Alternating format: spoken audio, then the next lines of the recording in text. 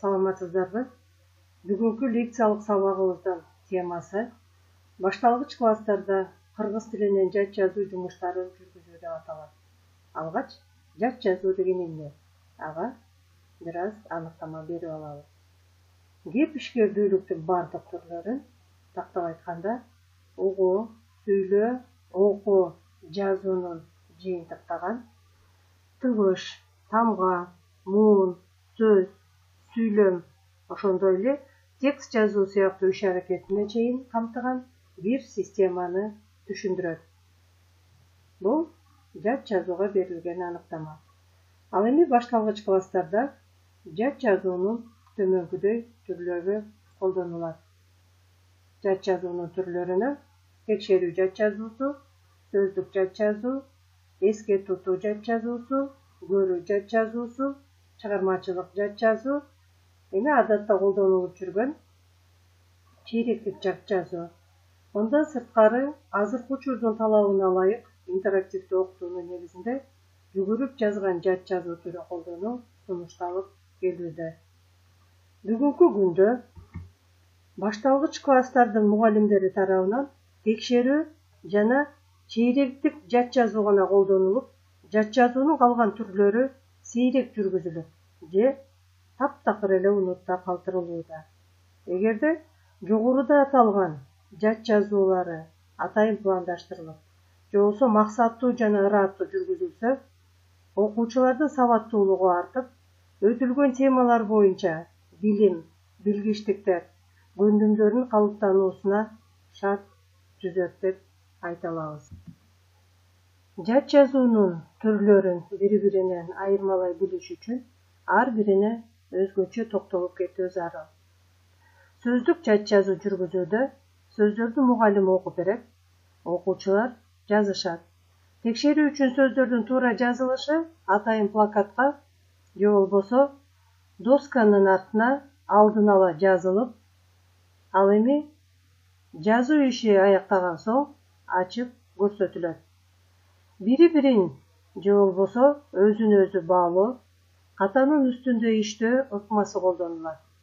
Мындай жат жазуунун түрүн мугалим кадыресе сабактардын бардыгында эле убакытка жараша окутулуп жаткан тексттин ичинен 5-10 сөздү же болбосо жаңы өтүлүп жаткан грамматикалык материалга тиешелүү, мисалга алсак, зататоч, сынаточ же этиш сөздөрдөн алып окуучуларга жаздырып, системалуу иш аракетке айланса, орфографиялык сабаттуулукту арттырат. Чыгармачылык жат жазуу жаздырууда мугалим окуучуларга окуу программасында көрсөтүлгөн шаарда, айылда, жайлоодо, көлдө сыяктуу темаларды доскага жазат. Ошол темалардын бирин тандап, окуучулар эссе жазышат, сүрөт тартып, же болбосо өр чыгарышат. Мындай иш аракеттерди аткаруу менен окуучунун жазуудагы сабаттуулугун, байланыштуу кебин текшерүү жана өнөрүн ачуу менен байланышта каралат. Иш аткарылып бүткөн соң мугалим өзү текшерип, жыйынтык чыгарат. Кетирилген катарларды классификациялап, аларды оңдоо, жоюу үчүн жекече карточкаларды иштеп чыгып, ар бир окуучу менен иш алып барса, жакшы натыйжаны гана берет. Жат жазуунун кийинки түрү чейректик жат жазуу. Өзү айтып тургандай эле, ар бир чейректин аягындагы окуучунун орфографиялык жана каллиграфиялык билгичтиктерин текшерүү, жыйынтык чыгаруу жана андан аркы кайсы багытта иш алып баруу зарылдыгын аныктоо максатында жүргүзүлүүчү жазуу иши болуп эсептелет. Мугалим тарабынан сөзсүз түрдө текшерилип, кетирилген каталар классификацияланып, окуучуларга аларды жоюунун жолдору көрсөтүлөт. Кийинки түрү жазуу ишинин үйрөтүүчү жат жазуу. Мунун максаты окуучунун сабаттуулугун текшерүү менен катар, өтүлгөн тилдик материалды өздөштүрүүсүнө көнүктүрүү же болбосо үйрөтүү. Жат жазуунун бул түрүн жаздырууда төмөнкүдөй тапшырмалар берилип, аткарылышы мүмкүн. Мисалы, тексттеги көп чекиттердин ордуна жөндөмө мүчөлөрүн улап жазгыла. Берилген сөздөрдү керектүү жөндөмөлөргө коюп, текстти толуктап жазгыла. Тексттен зат атоочторду таап, аларга суроо койгула. Же болбосо, тексттеги алды сызылган сөздөрдү маанилеш сын атоочтор менен алмаштыргыла. Тексттен оңгулаш сөздөрдү тапкыла. Ушул сыяктуу тапшырмалар берип, ал тапшырмалар аткарылат. Жат жазуунун кийинки түрү көрүү жат жазуусу. Муну жаздырууда мугалим доскага же болбосо батманга жат жазуунун текстин жалпыга даана көрүнгөндөй кылып жазып даярдап коет. Алгач текст бир жолу мугалим тарабынан окулуп, окуучулар менен бирдикте тексттин мазмуну, аталышы, канча сүйлөмдөн куралгандыгы, тыныш белгилеринин коюлушу, кыска жана созулма үндүүлөр, катар келген үнсүздөр, йоттошкон тамгалар жана башка керектүү зарыл деп эсептелген эрежелер эске салынат. Текст окуучулар тарабынан дептерге көчүрүлүп жазылат. Ал эми баалоо критерийи катары окуучулардын концентрациясы, башкача айтканда көңүл буруусу, каллиграфиясы эсепке алынат. Жат жазуунун кийинки түрү текшерүү жат жазуусу. Бул албетте өтүлгөн материалдарды кайталап эске түшүрүү, бир канча убакыттан соң жаңы тема менен байланышта билимди бышыктап туруу максатында жүргүзүлөт. Текст окулуп бүткөн соң атайын тапшырмалар берилет. Мисалы, тексттерден кыймыл аракетти билдирген сөздөрдү тапкыла. Же болбосо заттын формасын, көлөмүн билдирген сөздөрдү тапкыла. Ал сөздөрдү муунга бөлүп, үндүү жана үнсүз табыштарды ажыраткыла деген сыяктуу кошумча тапшырмалар берилет. Бул жерде дагы баалоо критерийи катары орфографиялык жана пунктуациялык салаттуулуктан тышкары тилдик материалдардын өздөштүрүлүшү эске алынат. Кийинки маселе жазуу иштери аткарылып бүткөндөн кийин программанын талабына ылайык катанын үстүндө иштөө жумуштарын жүргүзүү милдеттүү түрдө аткарылууга тийиш. Мындай сабактар окуучулардын каталарын өздөрү анализдеп, талдап, алардын үстүндө көнүгүү, машыгуу иштерин жүргүзүү жолу менен ал каталарды жоюуга багыт берет. Төмөндө катанын үстүндө иштөө сабагынын болжолдуу үлгүсүн сунуштайбыз дагы жана ошонун үстүндө бир аз өзүбүз дагы ишти аткарып көрөлү. Сабактын темасы каталардын үстүндө иштөө. Сабактын максаты бардык стандарттык сабактын структурасындагыдай сөзсүз түрдө 3 максатты коюп алабыз. Билим берүүчүлүк максаты окуучулар каталардын үстүндө иштөө менен кетирген каталарын билишет, аны жоюунун үстүндө иштейт. Өнүктүрүүчүлүк максаты окуучулардын катасыз жазуу көндүмдөрү калыптанат, жазуунун эрежелерин түшүнүп, колдоно алуу жөндөмдөрү жогорулайт. Тарбия берүүчүлүк максаты таза, тыккан болууга, эне тилин терең түшүнө билүүгө, сүйлөөгө тарбияланышат. Эми максатты аныктап алгандан кийин сөзсүз түрдө көрсөткүчтөрүн беребиз. Башкача айтканда, жогорудагы максаттарга жетти деп эсептейбиз. Эгерде окуучу өзүнүн катасын билип, оңдоонун үстүндө иштей алса. Орфографиялык пунктуациялык эрежелерди туура колдонуп, билим, билгичтигин жогорулата алса. Окуучу жат жазуу иштерин таза, туура жаза алуу менен эне тилинин тереңдигин, баалуулугун түшүнүп жана урматтай билсе. Сабактын тиби билгичтик жана көндүмдөрдү калыптандыруу сабагы. Бул сабакта колдоно турган методдор айтып берүү, түшүндүрүү, өз алдынча иштөө. Ал эми сабактын жабдылышы, баалоо баракчалар, таблица, схемалар. Эми сабактын жүрүшүнө өтөлүк. Албетте, уюштуруудан баштайбыз. Бул жерде окуучулардын көңүлдөрүн сабакка буруу маселеси турат. Андан соң жат жазуунун жыйынтыгын билдирүү. Мында суроо жооп аркылуу, же болбосо айтып берүү аркылуу мугалим окуучулардын жат жазуу иштеринин жыйынтыгын айтып, алардын кетирген каталарын көрсөтөт. Ушул эле жерде каталарды анализдөө иши жүрөт. Башкача айтканда, түшүндүрүү, суроо жооп аркылуу мугалим жат жазуу иштериндеги кетирилген каталарды анализдеп, типтештирет. Канча окуучу эмнеден ката кетиришкендиктерин айтып, ката кетирүүнүн себебин жоюу максатында таблица, схемалар аркылуу түшүнүктөрдү берет. Ал эми бул каталардын үстүндө иштөөдө сөзсүз түрдө өз алдынча топтоо иштер аткарылат дагы. Ал убакта кетирилген каталарга ылайык карточкалар окуучуларга таратылып иштетилет. Аны менен эле катар доскада иштетсек болот, топто иштетсек болот жана өз алдынча иштетүүгө болот. Жыйынтыктоодо аңгемелешүү аркылуу сабак мугалим жана окуучулар тарабынан жыйынтыкталат. Үй тапшырмасы катары түшүндүрүү, өз алдынча иштөө аркылуу окуучуларга ата-энелеринин жардамы менен жат жазуу иштерине үйрөнүү сунушталат. Буга дагы атайын кошумча материалдар жана тексттер сунушталып, атайын даярдалып берет.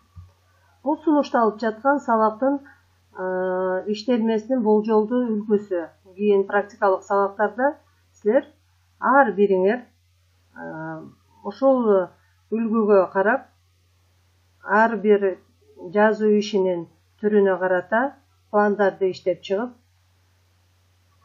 өткөрөсүңөр.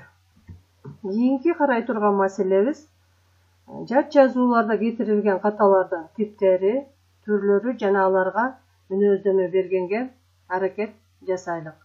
Каталардын жалпы типтерине орфографиялык каталар, пунктуациялык каталар жана стилдик каталар кирет.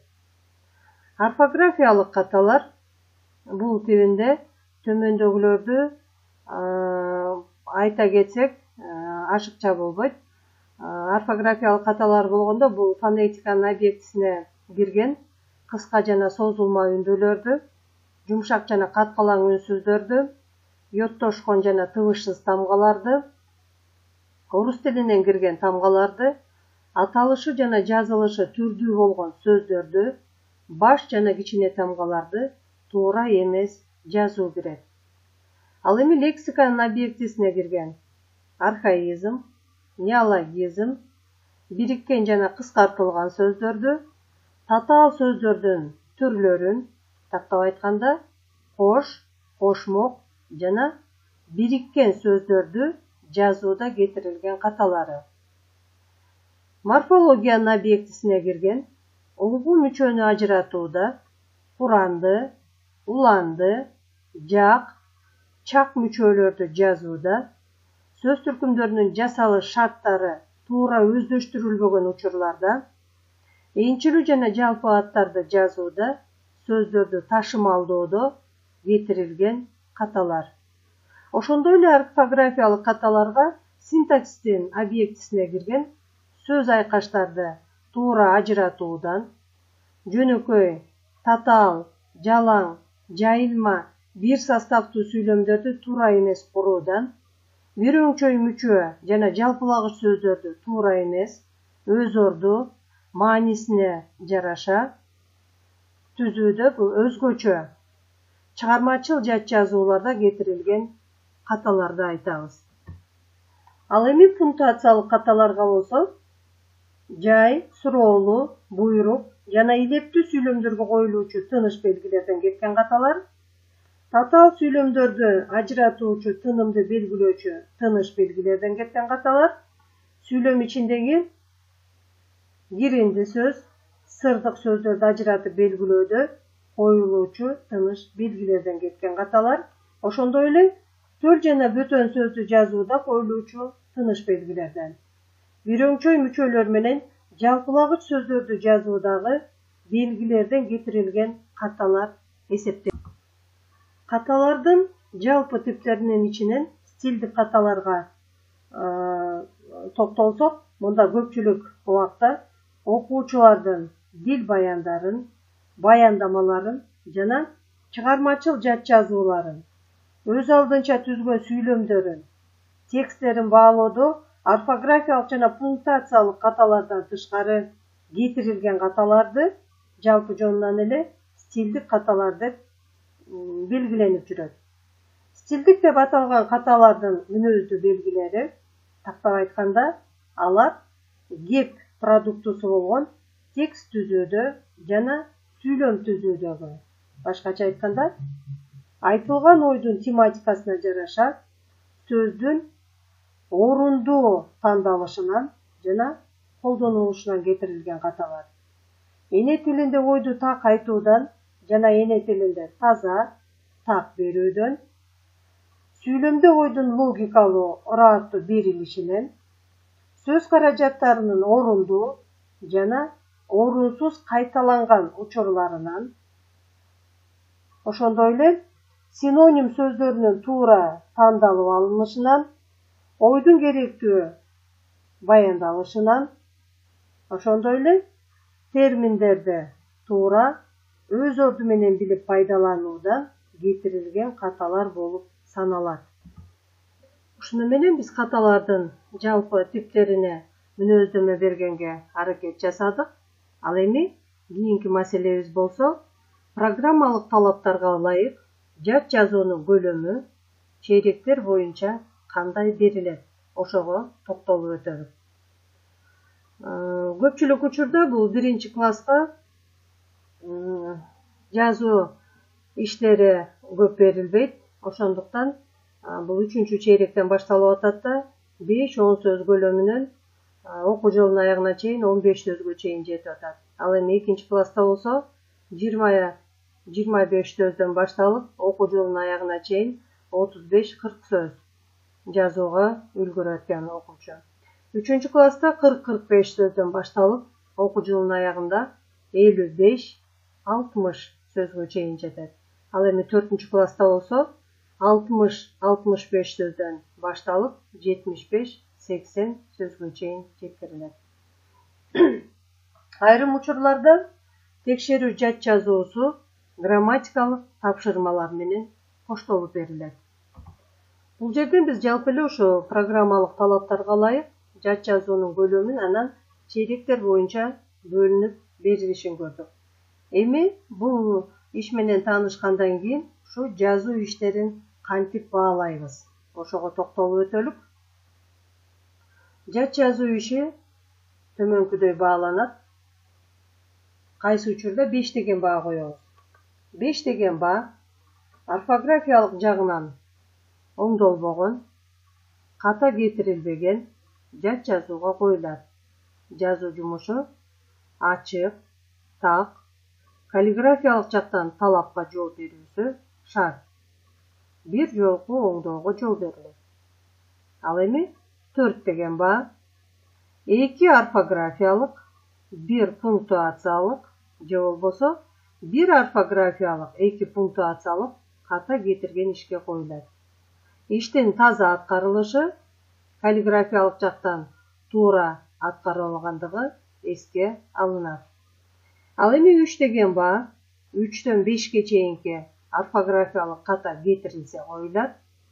Мында каталардын төмөндөгү вариантта берилиши же болбосо кетирилиши эсепке алынат. 3 орфографиялык жана 2-3 пунктуациялык же 4 орфографиялык, 2 пунктуациялык же болбосо 5 орфографиялык, 1 пунктуациялык өңдөнгөн каталар. 2 деген баа 5 же 7 ката кетирилген ишке коюлат. Булганыш жана каллиграфиялык талаптардан четтеп кеткен мүчүлүштөрү да сөзсүз түрдө кошулат. Ал эми 1 деген баа 8ден ашык орфографиялык ката кетирилген жазуу ишине коюлат. Жазуу ишиндеги окшош каталар 1 ката катары эсептелет. Төмөнкүлөрдү ката деп эсептелбейт. Бул сүйлөмдүн аягына чекит коюлбай, бирок кийинки сүйлөм баштамга менен башталып жазылса, окуучунун өзү тарабынан кетирилген оңдоо түзөтүүлөр тамганын үстүнөн басып оңдоо, ошондой эле орфографиялык жана пунктуациялык өтүлүү элек материалдан ката кетирилсе. Бул болсо жазуу ишиндеги жалпы ишти баалоого берилди. Ал эми сөздүк жат жазууну өткөрүүдөгү сөздөрдүн болжолдуу санын берели дагы. Аны менен катар ушул сөздүк жат жазууну баалоого өзүнчө токтолуп өтөлүк. Сөздүк жат жазууну өткөрүүдөгү болжолдуу саны 1-класста бул баа койбостон баалоо жүргүзүлөт. Ал эми 2-класста 8 сөздөн 10 сөзгө чейин, 3-класста 10 сөздөн 12 сөзгө чейин берилет. 4-класста болсо 12 сөздөн 15 сөзгө чейин берилет. Ал эми буларды баалоодо дагы ушул 5 балдык баалоо менен ишке ашырабыз. Бул жерде 5 деген баа сөздүк жат жазууда ката жиберилбесе коюлат. 4 деген баа 1 ката жиберилип, 1 оңдоо киргизилсе коюлат. 3 деген баа 2 ката жиберип, 1 оңдоо киргизсе коюлат. 2 деген баа 3-төн 5ке чейинки ката жиберилсе коюлат. Ал эми 1 деген баа 6 же андан ашык ката жиберилсе коюлат. Жазуу иштерин текшерүүдө мугалим жазуу жүзүндөгү кайтарым байланышты колдонсо болот. Жазуу түрүндөгү кайтарым байланыш окуучуга мугалим тарабынан жазуу түрүндө анын жазган ишине комментарийлерди берүүсү. Мындай ыкма жазуу иштерин анын ичинен жат жазуу, эссе, дил баян жана башка түрлөрүн текшерүүдө пайдаланылса, жакшы натыйжа берет. Жазуу ишин текшерүүдө мугалим тарабынан жазуу жүзүндөгү сунуш эмне үчүн берилет? Жазуу ишин текшерүүдө мугалим тарабынан жазуу жүзүндөгү сунуш берилип, ал аркылуу окуучуга ката кеткен жерди так көрсөтүп, катанын түрүн оңдоого жардам бере турган тийиштүү эреже көрсөтүлүшү керек. Окуучулар өз иштерин жакшыртуу үчүн мугалимдин сунуштарынын негизинде каталардын үстүндө иштешет.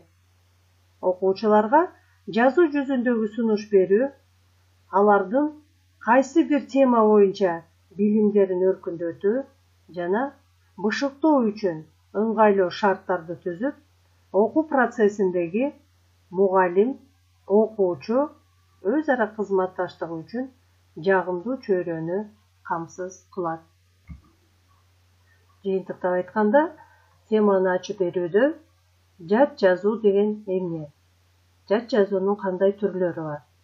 Ар биринин өзгөчөлүгү, окуу программасында берилиши, болжолдуу сабактын иштелмеси, ошондой эле баа коюу нормативи туурасында жогоруда сөз кылдык. Андан сырткары катанын типтерине дагы токтолууга аракет жасадык. Эми силерге үйдөн атайын иштеп келүүңөр үчүн көнүгүүлөрдүн түрлөрү боюнча тапшырма берейин. Мында көнүгүүлөрдүн түрлөрү негизинен эске тутуу көнүгүүлөрү, көңүл буруу көнүгүүлөрү жана орфографиялык көнүгүүлөр деп илимий адабияттарда бөлүнүп жүрөт. Силер ушулардын ар бирине өзүнчө тексттерди чогултуп, сөзсүз түрдө канча сөздөн турат, кайсы класска тууралайсыңар, ошону менен чогуу карап келесиңер. Эми жогорудагыларга дагы кошумчалай кетсек, жыйынтыктоо иретинде кыргыз тилинде жазуу жумуштарына жат жазуу эле кирбейт. Бул жерде дагы дил баян, баяндама жазуу, алардын түрлөрү бар. Силер бул ошо көнүгүүлөрдүн түрлөрүн аткарып келген соң, биз кийинки сабакта ошол маселелердин үстүндө иштейлик. Анда эмесе, көрүшкөнчө саламатта болгула.